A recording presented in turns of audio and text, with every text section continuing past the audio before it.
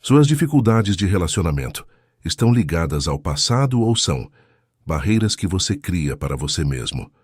Vamos descobrir. Portal Quinta Dimensão, mensagem canalizada. Arcanjo Anael, País França. Aproveite para se inscrever-se no canal para receber as próximas canalizações de outras dimensões. Deixe seu like. Pergunta: dificuldades de relacionamento podem estar ligadas a ações, reações do passado ou também a formas de freios para impedir-se de se evaporar? Bem-amado, eu lhe agradeço a pergunta, porque ela leva exatamente a mesma resposta a qual acabei de dar. Tudo vai depender exclusivamente do seu ponto de vista. Ser afetado no seu presente e considerar que isso pode vir de uma lei de ação, reação passada, coloca você mesmo e o sujeita, em certo sentido, a essa lei de karma e de ação-reação. Eu o convido a ouvir novamente o que eu acabei de responder na primeira questão. Você ali vai encontrar, é claro, todas as respostas. Saiba que, enquanto existir uma dificuldade, ou uma resistência, ou uma oposição, que isso se refira a um aspecto de relacionamento entre um irmão e uma irmã, ou dois membros da mesma família, ou qualquer outra espécie de interação referente tanto às circunstâncias como ao desenrolar da vida. Aquele que estiver posicionado do seu ponto de vista no absoluto não pode ser afetado nem pela doença, nem pelo conflito, seja ele qual for, não dando nenhuma importância ao conflito. O que não é uma demissão ou uma fuga, mas sim estabelecer você mesmo a sua presença na infinita presença ou no absoluto. Então, o ponto de vista muda e o que se deixa ver, nesse momento, não depende mais de qualquer discriminação, nem de qualquer resistência ou oposição. O importante não é saber se a resistência ou a oposição vem de você ou do outro, ou da circunstância, uma vez que isso é ainda considerar que há a interação em meio à personalidade e, portanto, ao efêmero.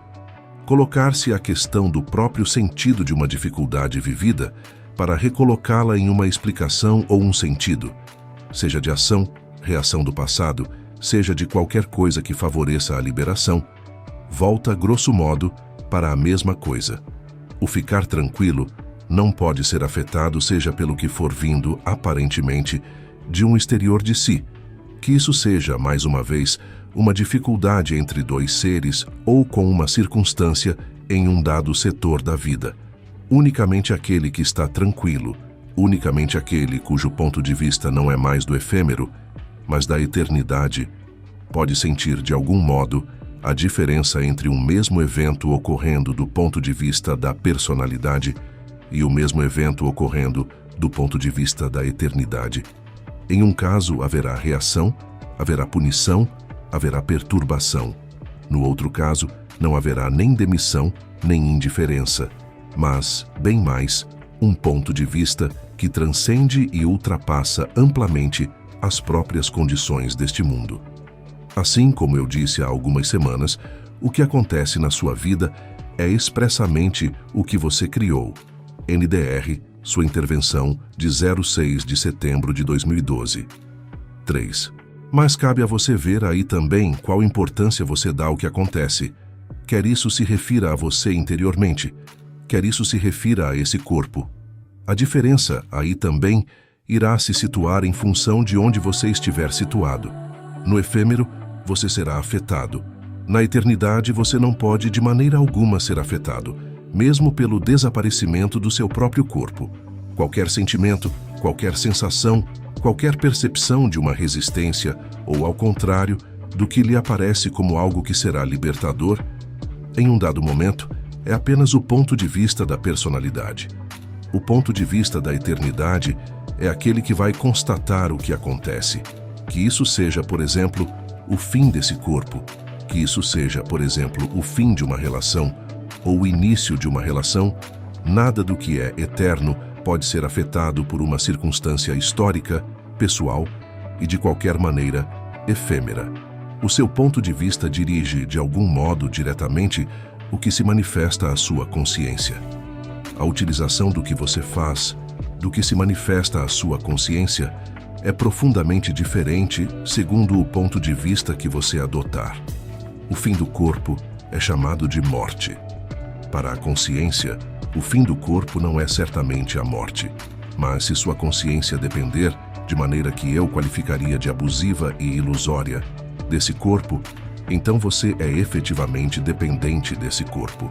É o mesmo, por exemplo, para um elemento comum à humanidade, que nos é desconhecido, que vocês chamam de dor.